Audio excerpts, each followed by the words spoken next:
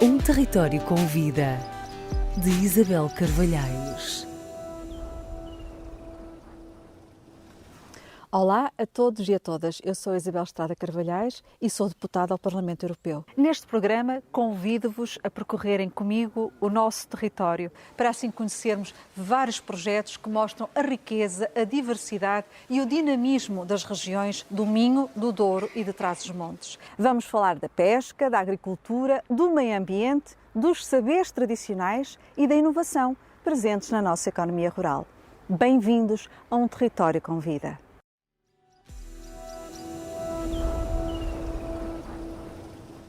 Na nossa primeira visita ao território, escolhemos estar em Paredes de Coura para conversarmos com o João Brandão Rodrigues, Olá. Médico veterinário, olá, e que nos vai dar aqui a conhecer alguns projetos muito interessantes, reveladores da riqueza desta extraordinária terra.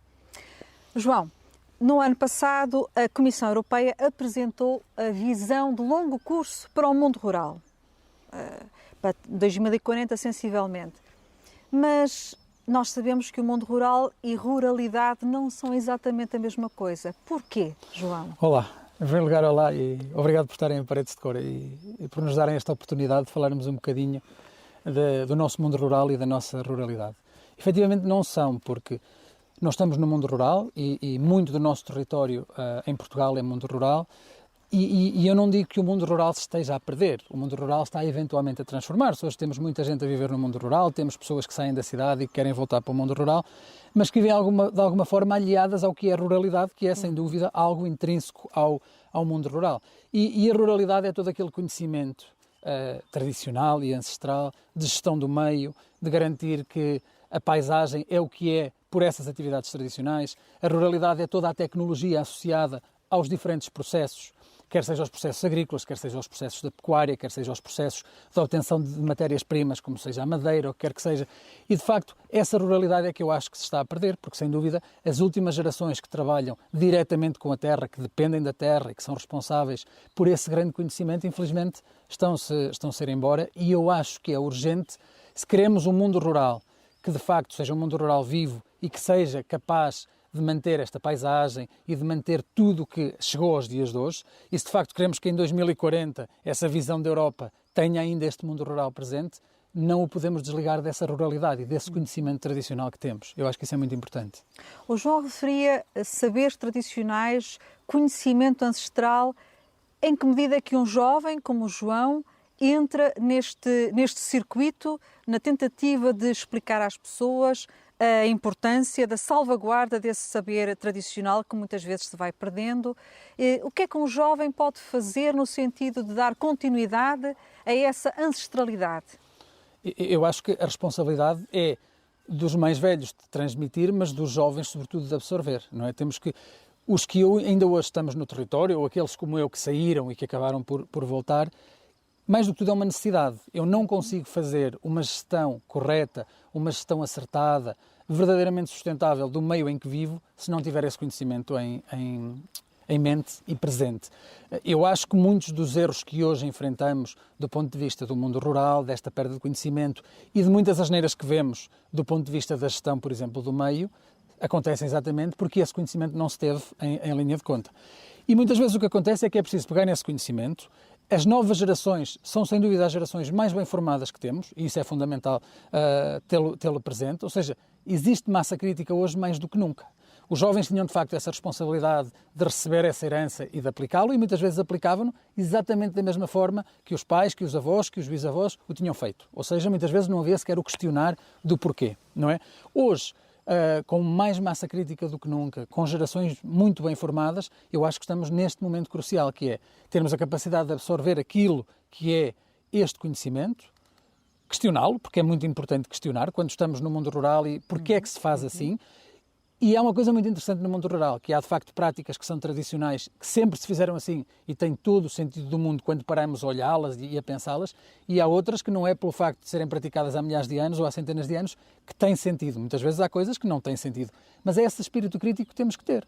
olhar para este conhecimento que nos chega e que ainda hoje está presente, e isto de facto é um alerta, porque se não tivermos esta capacidade de recolher esta informação, de processá-la, eventualmente melhorá-la ou aplicá-la tal como ela é, porque nos parece que é correta, se calhar estamos em risco de a perder. E se calhar daqui a 1 ou 2 gerações, quando quisermos de facto aprender mais sobre como gerir este meio, vai ser um bocadinho tarde. Por isso, para chegarmos a 2040 e termos este mundo rural mais uma vez, é muito importante que agora isso seja feito. E o projeto que tem de um laboratório rural entra nesta dinâmica, nesta lógica de preservação desses saberes tradicionais, aliado à inovação, certo? Sem dúvida, sem dúvida. O Laboratório Rural é um projeto do município de Paredes de Coura. Eu entro no Laboratório Rural como elemento do núcleo central que, de alguma forma, desenvolveu esta ideia. Entro também porque sou responsável da Associação Portuguesa de Tração Animal, que é um dos parceiros fundadores do laboratório, mas o laboratório é uma iniciativa do município que entende exatamente que toda esta paisagem que temos em Paredes de Coura e todo este conhecimento que fez com que a paisagem de Paredes de Coura seja tão única, e mesmo única dentro do Alto Minho, porque o facto de não estarmos no Vale do Lima, com todas as suas características mais ou menos parecidas entre o que é Arcos, Ponte de Lima, Viana, obviamente muito moldado pelo rio, mas também do outro lado, no Vale do Minho, nós de facto temos um clima e uma agricultura de pequeníssima escala de montanha e um sistema agro-silvopastoril, agroflorestal muito único. E o município de Paredes de Coura tem essa noção, mas entende que de facto este conhecimento é preciso, primeiro, preservá-lo, mas também estudá-lo e aplicá-lo e contrastá-lo muitas vezes com a ciência. Como é que se pode aplicar? Já agora, se alguém lhe perguntar o que é que faz um laboratório rural? Okay. Em que medida que o laboratório rural pode dar aqui uma ajuda a perceber projetos novos que podem ser implementados? O laboratório rural tem um objetivo fundamental, que é identificar os problemas que realmente afetam as pessoas de Paredes de Coura. Porque muitas vezes o que acontece, e nós demos conta disso, é que muitas vezes as linhas de desenvolvimento e de investigação, por exemplo, que as universidades têm, muitas vezes estão ou desligadas da realidade, ou estão baseadas na visão da realidade que as próprias universidades, desde o seu sítio mais urbano, têm.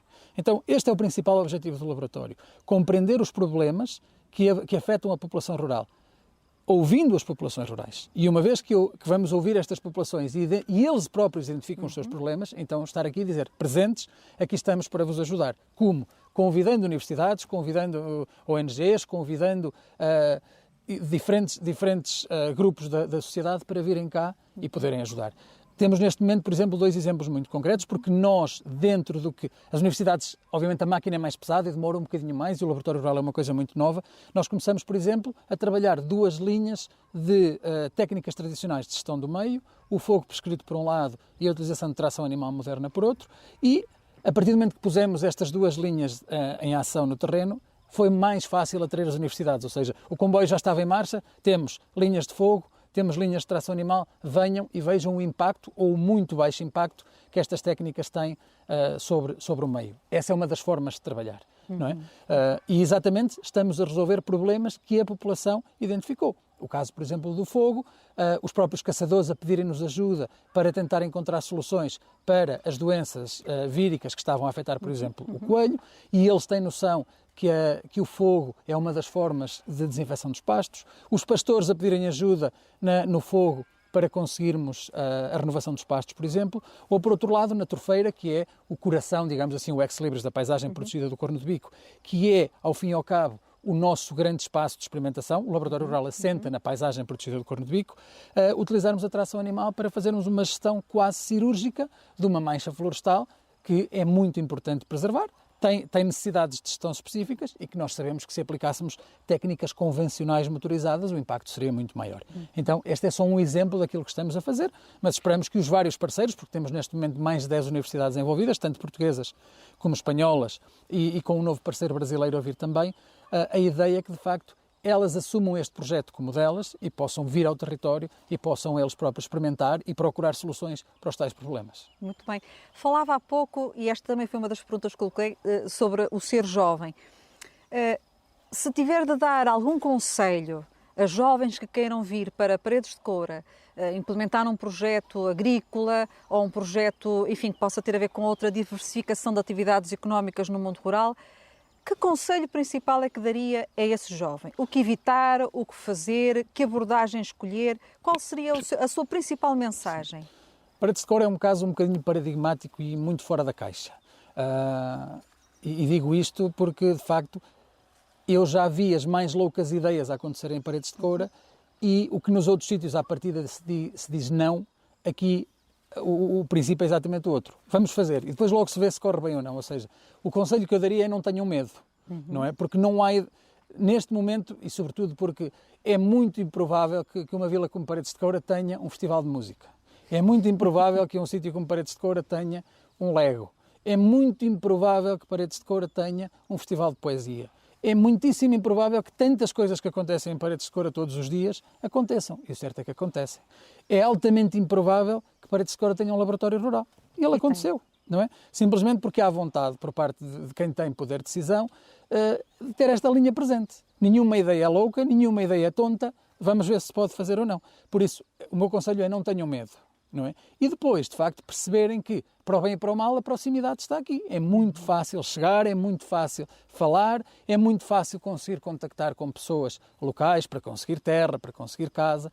Mas depois, obviamente, viver no rural não é uma coisa idílica, não é? A ruralidade é dura, não é? É dura porque também vivemos num país... É dura porque também vivemos num país onde, de facto, existe pobreza energética, as casas não estão preparadas, viver um inverno no Minho com toda esta umidade é duro, como viver um inverno em Trás-os-Montes é duro, e tudo isto são coisas que temos de terem atenção também. Ou seja, muitas vezes as pessoas que querem vir para o rural idealizam o mundo rural e há uma imagem bucólica que é tudo menos verdade, não é? Ou seja, as pessoas têm que ter isto presente. Ter essa consciência. Têm que ter, obviamente, essa consciência, não é? Mas eu acho que sim, eu acho que o modelo das cidades, de alguma forma, se esgotou. E eu acho que, por exemplo, a pandemia que atravessamos veio demonstrar isso mais do que nunca, não é? No exato momento que este mundo mais consumista das cidades acabou por fechar pela questão da pandemia, eu acho que descobriu totalmente, as pessoas perceberam-se que na cidade há muito pouco para oferecer e houve, de facto, as pessoas a procurarem o campo e a quererem voltar. E eu acho, ou não quererem voltar, simplesmente a quererem se mudar para o campo, não é? Os novos rurais. O João já há pouco dizia que é também, aliás, o presidente da Associação Portuguesa de Tração Animal. Para quem nos ouve, quem nos vê, dependendo aqui do meio de comunicação, pode explicar melhor o que é isto da tração animal e como é que ela entra, no fundo, naquilo que é uma visão agroecológica, sustentável da agricultura do futuro, uma visão também promotora da biodiversidade. Em que medida é que a tração animal é aqui relevante? Depois vamos falar talvez aqui de uns bichinhos que nos estão a acompanhar e que são muito, muito interessantes para este aspecto. A tração animal moderna assume-se, e nós temos tido esta preocupação, assume-se como uma opção de gestão, já seja do meio agrícola, já seja da vinha, já seja do meio florestal. Ou seja, é só mais uma forma de fazer as coisas. Mas é uma forma que implica uma fonte de energia verdadeiramente renovável. Porque a energia animal, da mesma forma que a energia humana, existe um artigo científico muito interessante que se chama Energia Humana e Animal, as Renováveis Esquecidas. E é verdade, nós todos os dias estamos prontos para começar a trabalhar. Os animais, se bem tratados, amanhã estão prontos para trabalhar e depois da manhã, ou seja, acabamos por ter uma fonte verdadeiramente renovável de energia. Acabamos por ter uma fonte que permite, por exemplo, é o exemplo claro aqui de casa, fechar o ciclo o mais possível. Eu consigo com os animais produzir alimento para os animais, ou seja, a minha força de trabalho é alimentada com o próprio trabalho que esses animais tiveram a plantar, por exemplo, este pasto. Ou seja, acabamos por conseguir fechar, quando hoje no discurso político a sustentabilidade é um chavão principal, a resiliência é outro chavão principal, a tração animal traz-nos isso tudo. Eu consigo ser muito mais sustentável se a minha exploração agrícola não depender de fatores externos de produção. Como no meu campo ainda não me nasce gasóleo, mas nasce pasto, eu consigo alimentar estes animais, mas não consigo não depender, por exemplo, de gasóleo, de combustível para os meios ditos convencionais, não é? E isto, obviamente, tem sido uma das nossas grandes linhas. Tem muito pouco impacto sobre o solo, e o fator solo é um fator importantíssimo. Tem sido uma das linhas de investigação que a APTRAN tem promovido junto das universidades, tem sido a questão do impacto no solo, tem sido uma das mais estudadas. E, de facto, não há comparação. A maquinaria pesada, por definição, porque é pesada, tem um impacto muito maior. E, de facto, tem sido algo que nós temos promovido muito. Obviamente que nós somos os principais interessados na questão, e é uma das questões mais levantadas, a questão do bem-estar animal. Ninguém tem mais interesse que estes animais trabalhem bem do que nós, que somos os promotores, ao fim e ao cabo, da questão da tração animal. É fundamental respeitar a dignidade dos animais, os seus limites físicos, os seus limites mentais, e quando isso acontece, nós trabalhamos estes animais não trabalham para mim, estes animais trabalham lado a lado comigo. Cada passo que ela dá, cada passo que eu dou. Os quilómetros que ela faz arar a terra são os quilómetros que eu faço arar a terra. E há, sobretudo, uma partilha de responsabilidade muito grande, porque dentro da vinha, quem vai à frente é a Lola. É a Lola que decide se pode avançar ou se não pode avançar. Eu, com 900 quilos de animal à minha frente, acredito que vejo muito pouco do que está a acontecer. É a Lola que decide. É ela que decide. Como, por exemplo, o trabalho de gestão florestal que estamos a fazer no Corno de Bico. As árvores que retiramos são árvores de dimensão grande. É ela que decide, muitas das vezes, o que fazer. Trabalhamos muito em conjunto. E de facto, esta tração animal moderna tem sido algo que não é... que chegou aos dias de hoje, porque de facto foi uma tecnologia tradicional que chegou... que esteve ao nosso lado nos últimos 5 ou 6 ou 7 mil anos, desde que a domesticação dos animais aconteceu, mas em muitos sítios da Europa, por exemplo, na Alemanha, no Luxemburgo, em França, existem autênticos setores profissionais onde, de facto, a gestão, por exemplo, de bosques protegidos na Alemanha ou em qualquer outro sítio, a maquinaria não entra. Eles não dizem que tem que ser feita com tração animal, mas simplesmente há uma legislação própria que diz este bosque não permite a entrada de maquinaria pesada. E isso fez também que, do ponto de vista, por exemplo, do desenvolvimento rural, a criação de trabalho com base nesta tecnologia local fez que muita gente possa viver condignamente no meio rural. Com base na tal ruralidade que falávamos. Não são pessoas que vivem no mundo rural, em frente a um computador a trabalhar para uma multinacional que está no Japão, são pessoas que trabalham com raças autóctones locais, ou seja, a preservação dos recursos genéticos, por exemplo, é uma das coisas que a tração animal permite. Hoje a Europa assume que as nossas raças autóctones são a nossa grande riqueza. Por isso é que, nos últimos anos, houve de facto um processo de criação de raças autóctones, tanto das várias espécies. No caso dos cavalos, por exemplo, e dos burros, e dos híbridos que daí resultam, o facto de ter havido uma promoção desta tração animal moderna fez que muitos destes recursos genéticos que estavam ameaçados pela falta de funcionalidade, há que compreender que uma vaca autóctone que era utilizada para trabalho, se hoje não é utilizada, normalmente entra em extinção e é substituída por outras raças, exóticas neste caso, com muito mais produção de carne, capacidade de produção de carne ou de leite ou do que quer que seja. Então a tração animal vem também ter este papel fundamental na preservação dos nossos recursos genéticos. Não é? Foi algo que sempre esteve aqui. É muito interessante, por exemplo, os caminhos rurais tinham a largura do carro de vacas. Exato. Não é? Hoje, quando dizem uma aldeia tem os caminhos estreitos, uma aldeia não tem os caminhos estreitos. A aldeia tinha os caminhos necessários para que o carro de vacas, que até há 40 anos atrás e nos últimos 5.000, era a tecnologia que estava presente. Não é? Então tem sido este o trabalho da Associação. Estamos federados na Federação Europeia, com sede no Luxemburgo. E a nível europeu, qual é que acha que é o futuro, no fundo, para estas práticas que não deixam de ser ancestrais da tração animal, portanto, a utilização dos animais para estes trabalhos, que muitas vezes não são de facto compatíveis com as maquinarias? Eu acho que, a nível europeu, temos assistido cada vez mais a um aumento, acompanhado de um aumento da tecnologia, tanto do ponto de vista dos arreios, e diretamente associado ao bem-estar, mas também da tecnologia, por exemplo, dos veículos que os animais utilizam. Hoje existem eventos a nível europeu, por exemplo, cada 2 anos na Alemanha existe uma feira que junta muitos milhares de pessoas, onde as últimas tecnologias são apresentadas, há concursos, enfim. Eu acho que já passamos o mais difícil. Portanto, aquela ideia, já agora interrompo, aquela ideia de que quando estamos a falar aqui da salvaguarda dos saberes tradicionais, do conhecimento ancestral, aquela ideia de que isso de alguma maneira é incompatível, então falar-se da ciência e da inovação tecnológica, isso não faz qualquer sentido, não faz sentido. E, portanto, andam par a par e são aliados mútuos, sem dúvida, não é? Sem dúvida, temos feito isso. Normalmente, quando falamos de tração animal, automaticamente é o carimbo de é coisa de pobre ou é coisa do passado. Coisa do passado não é, mas deixe-me fazer aqui um pequeno à parte, é que existem 118 milhões de equídeos de trabalho no mundo e os números da FAO indicam que entre 600 a 800 milhões de pessoas no mundo dependem destes animais para ter uma melhor qualidade de vida. Ou seja, se a tração animal é coisa de pobre, ainda bem, porque estes 800 milhões de pessoas no mundo, e eu acredito até que sejam mais, seriam muito mais pobres se não tivessem estes animais. Acesso à educação, acesso à água, empoderamento das mulheres, enfim, os equídeos têm um papel fundamental nestas zonas da América Latina, da África, da Ásia.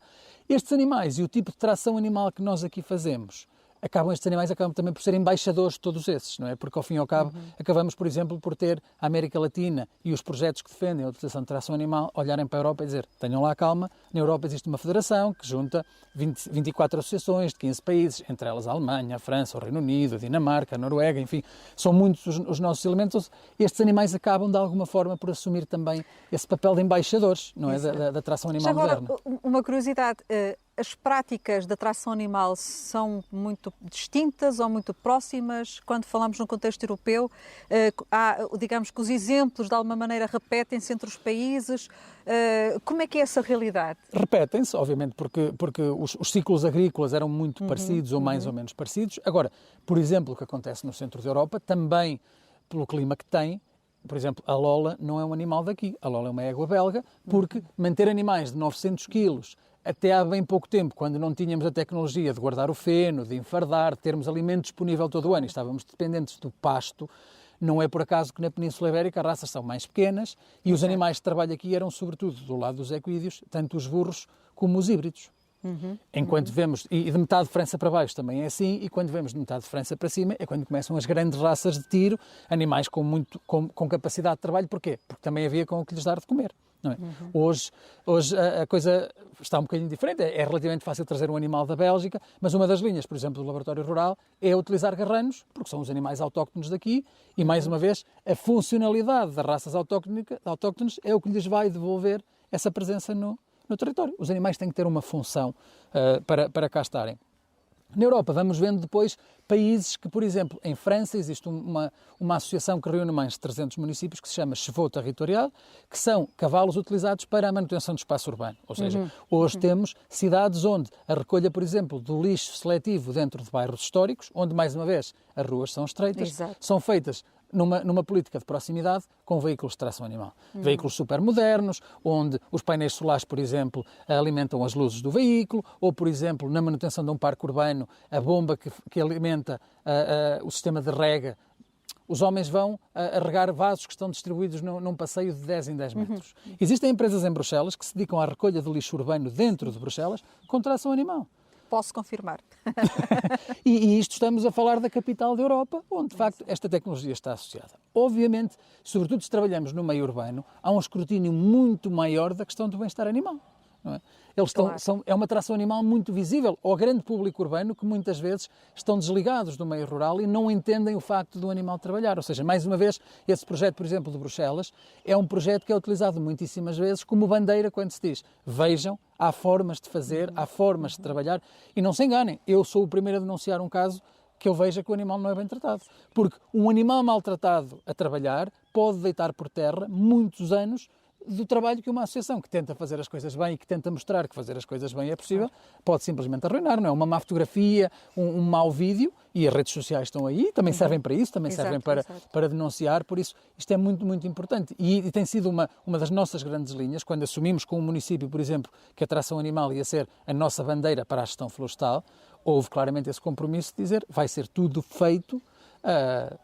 É a minha forma de trabalhar, ou seja, não seria de outra forma, mas esse compromisso foi também assumido, dizer não se preocupem, que nunca haverá ninguém a dizer mal poderá, mas não com razão. Exato, ou seja, exato, é muito normal que as pessoas cheguem e dizem: o que é isto da tração animal? E nós convidamos, é normal que as pessoas tenham dúvidas e é normal que as pessoas queiram vir e muitas vezes quando vêm e nos vêm a trabalhar com os animais, normalmente voltam convencidos e percebem de facto que é um trabalho de colaboração. Já agora, só para explicar para quem nos ouve, mas não nos vê, que quando eu há pouco falava nos bichinhos, são os simpáticos equídeos, os burros, que nós vemos lá ao fundo, mas são muito meigos, de facto, são muito simpáticos, qualquer pessoa se pode dar bem com eles, porque eles de burros não têm nada. De burros não têm nada, absolutamente nada. Tem simplesmente uma forma, as pessoas estão muito formatadas à forma como os cavalos reagem, e os cavalos são animais de fuga e primeiro fogem e depois pensam se valia ou não. Os burros são animais que vêm originalmente do deserto, onde não há muito onde esconder-se. Então, se de facto há necessidade de fugir e de gastar energia, tem que valer a pena. Então os burros aprenderam com a evolução que avaliam cada uma das situações antes de decidir. E isso faz com que eles tenham esta má fama de serem teimosos. O que acontece é que ele simplesmente, se eu digo a um burro, passa através desta parede, o burro olha para a parede e diz: não consigo. E simplesmente fica com as 4 patas destacadas e diz: não vou gastar energia nenhuma para tentar fazer algo que não consigo. E muitas vezes eu acho que são incompreendidos. São muito incompreendidos. Só uma última pergunta para fecharmos o nosso programa. O João, enfim, como um jovem agricultor, um jovem agente do mundo rural, enfim, que tem uma visão bastante completa, bastante aprofundada das grandes questões, dos grandes desafios que se colocam na Europa nos próximos anos, Quando olha para as políticas europeias, para o Pacto Ecológico Europeu, para as estratégias que têm sido lançadas, como a estratégia da biodiversidade, a estratégia da gestão florestal, entre outras, ou a própria visão de longo prazo para o mundo rural, qual é a avaliação que faz? O que é que acha que está a ser bem conseguido, que pode resultar muito bem no futuro, e onde é que acha que deveríamos estar a dar um bocadinho mais de atenção para evitar, eventualmente, aqui a perda de uma oportunidade na defesa do mundo rural? Essa é a pergunta do $1 million. $1 million.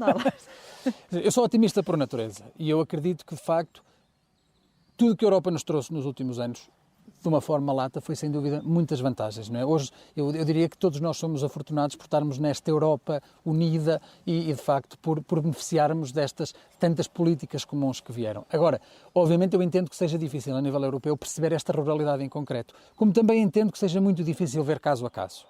Mas às vezes tenho a sensação que, entre que Portugal é um país periférico, ou ultraperiférico no que toca a uma Europa central, assente em Bruxelas ou em Estrasburgo, eu acho é que às vezes quem decide na Europa não tem sequer ideia desta ruralidade, não tem sequer presente que situações como o minifúndio que temos no Minho ou esta tal tecnologia rural que já desapareceu em tantos outros sítios da Europa, aqui ainda está presente. Então, fica essa deixa para uma futura reflexão que vamos fazer com certeza, e hoje ficamos por aqui. Eu gostava apenas de dizer obrigada a todos e a todas que nos ouviram através da Rádio Antena Minho e também a todos aqueles que assistiram ao nosso programa. Nós voltamos à nossa visita ao território com vida dentro de 15 dias. Até lá!